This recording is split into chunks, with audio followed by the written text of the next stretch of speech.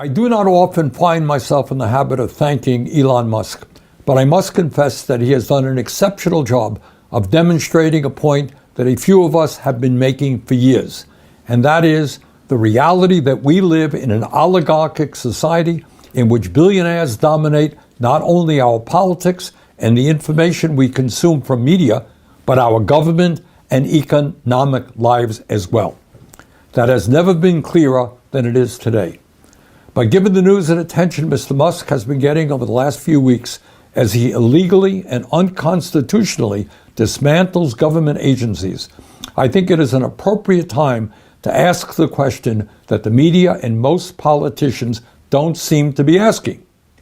What do he and other multi-billionaires really want? What is their endgame? In my opinion, what Musk and those around him are aggressively striving for is not novel, it is not complicated, and it is not new. It is what ruling classes throughout history have always wanted and have always believed is theirs by right. More power, more control, and more wealth. And they don't want ordinary people, that's you, and democracy getting in their way. They want it all. Elon Musk and his fellow oligarchs believe government and laws are simply an impediment to their interests and what they are entitled to. In pre-revolutionary America, before the 1770s, the ruling class governed through a doctrine called the divine rights of kings. The belief that the King of England was an agent of God and he was not to be questioned by mere mortals. In modern times, we no longer have the divine right of kings. What we now have is an ideology being pushed by the oligarchs, which says that as very, very wealthy people, often self-made, often as the masters of revolutionary new technology, it is their absolute right to rule. In other words, these modern-day oligarchs are our kings. And it is not just power, it's incredible wealth that they have. Today, Mr. Musk is worth $402 billion. Zuckerberg is worth $252 billion. Bezos is worth $249 billion. With combined wealth of over $900 billion, these three people own more wealth than the bottom half of American society. Not surprisingly, since Trump was elected, their wealth has soared.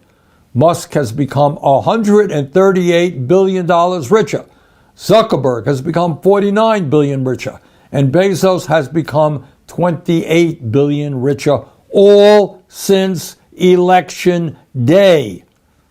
Meanwhile, while the very rich become much richer, 60% of Americans live paycheck to paychecks. 85 million are uninsured or underinsured. 25% of seniors are trying to survive on $15,000 a year or less. 800,000 are homeless, and we have the highest rate of childhood poverty of almost any major country on earth.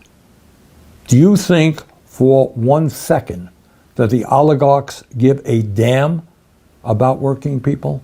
Trust me, they don't. Musk's decision to dismember USAID means that tens of thousands of the poorest people around the world will go hungry or die of preventable diseases. But it's not just abroad.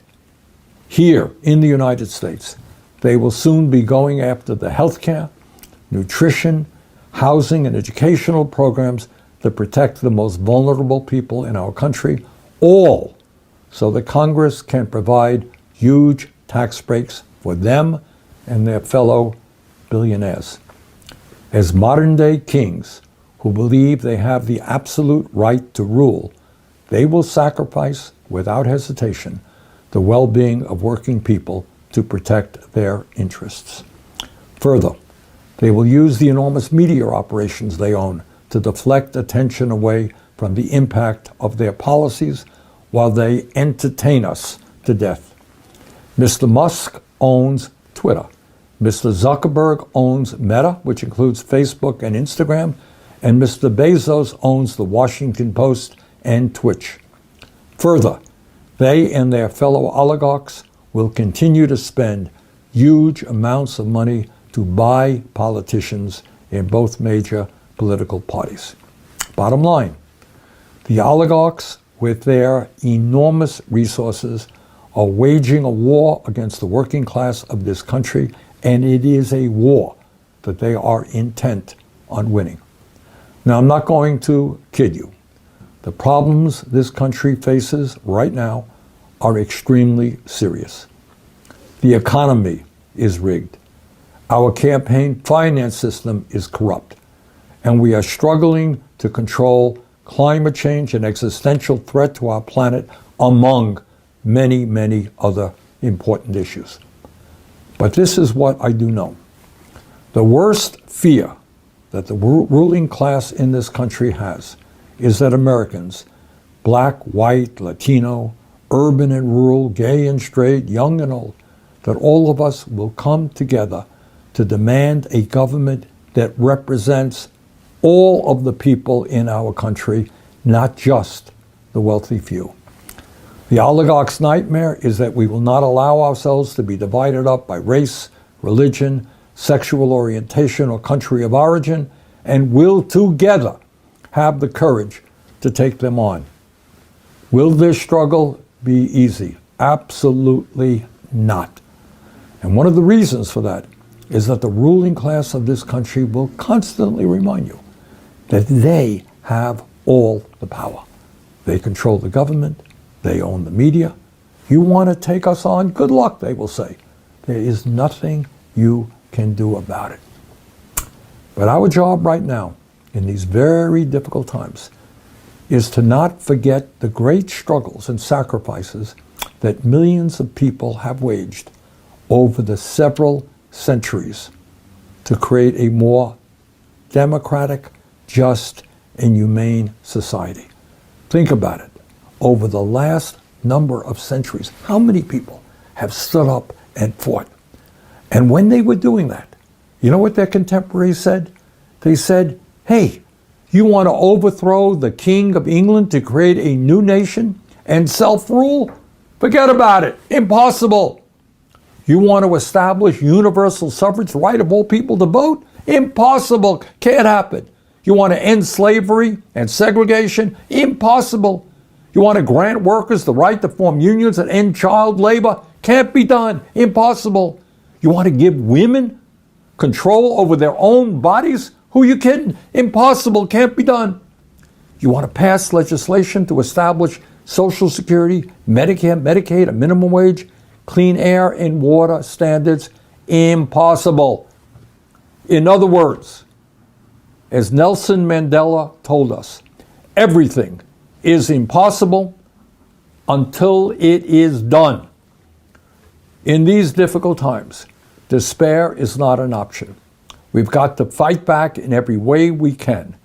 We have to get involved in the political process, run for office, connect with our local, state, and federal legislators, donate to candidates who will fight for the working class of this country. We have got to create new channels for communication and information sharing. We have to volunteer not just politically, but to build community locally. Whatever we can do is what we must do. Needless to say, I intend to do my part, both inside the Beltway and traveling throughout the country, to stand up for working families and to take on the oligarchy. In the days, weeks, and months ahead, I hope you will join me in that struggle. We can win, we will win, we must win. Thank you very much.